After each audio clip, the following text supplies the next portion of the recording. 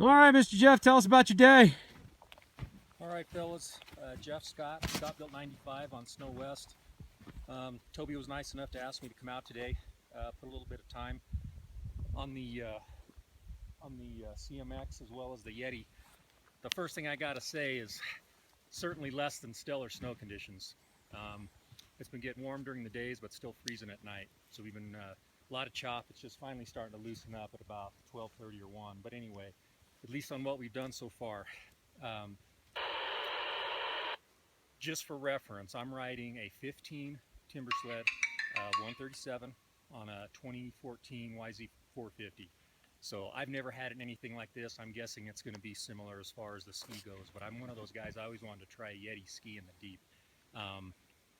One of the things we noticed right off the bat was with the RSS on the Yeti, massive ski pressure on the front, and the ski pressure translated to a lot of darting.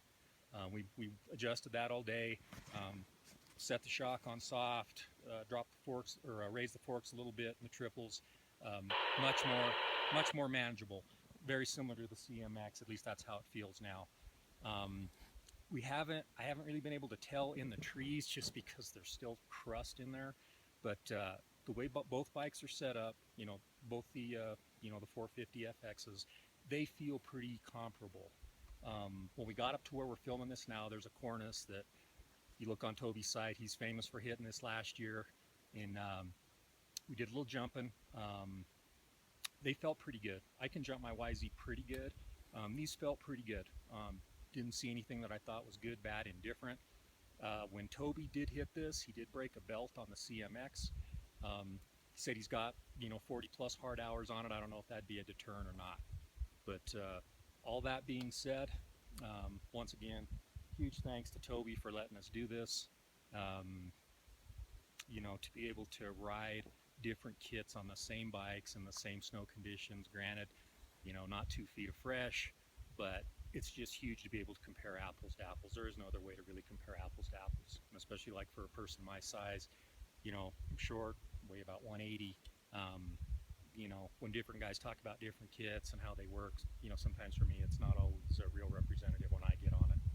But anyway, other than that, again, huge thanks to Toby, Mr. Steve for rolling with us, and I don't know what I'll be on next year. Mine so far is working great, but definitely the one thing I would want when we're all done here, I'm going to get mine and ride it.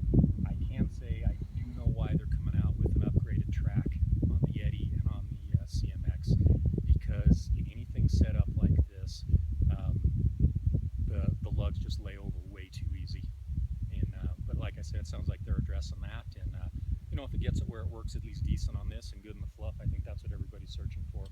So anyway, that's my 2 cents. Thanks again, and hopefully we'll see you guys out here sometime. Hey, Jeff, maybe can you go into any differences that you felt between the way that the kits rode? So give us a little description of how the Yeti rode and how the CMX rode. At the beginning, like I said, if you guys have ever ridden where we're at Jones, where you park in the parking lot, there's probably, I don't know, a mile and a half of trail that's usually booked out, but it had been graded by a snowcat. And going down the trail, even though it was hard and icy,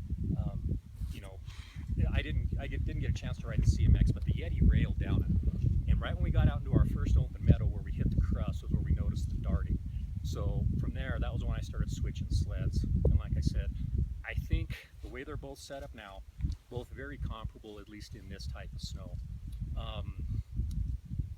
I think from the little hits that I did today, and I'm guessing it's because of the RSS. I think it, just provides a little bit more, travel. But that's not to say that the CMX was bad by any means.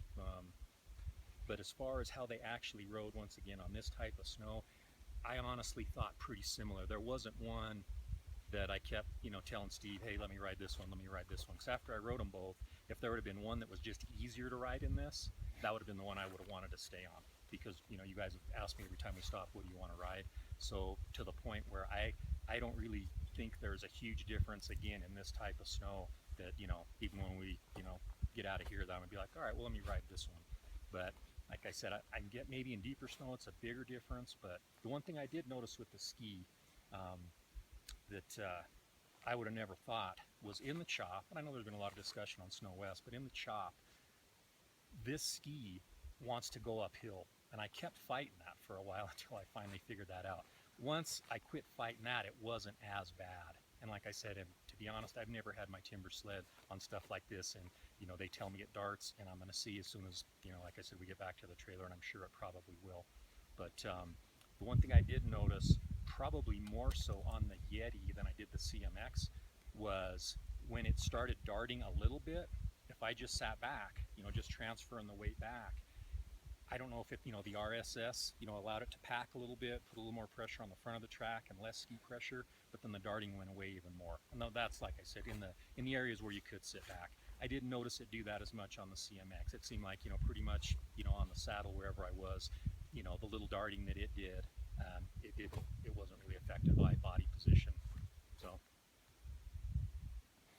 Very good. Well, Jeff, thank you very much. We appreciate you spending the time giving us some information and what we need to know about the different kits.